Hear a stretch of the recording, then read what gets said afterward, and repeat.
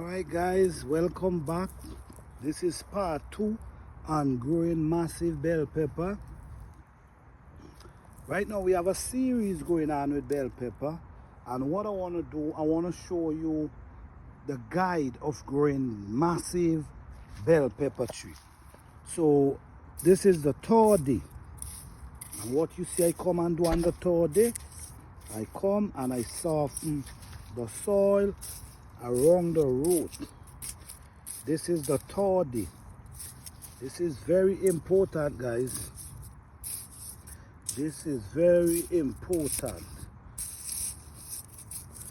You gotta make sure you soften them root. Alright, so this is part 2, guys.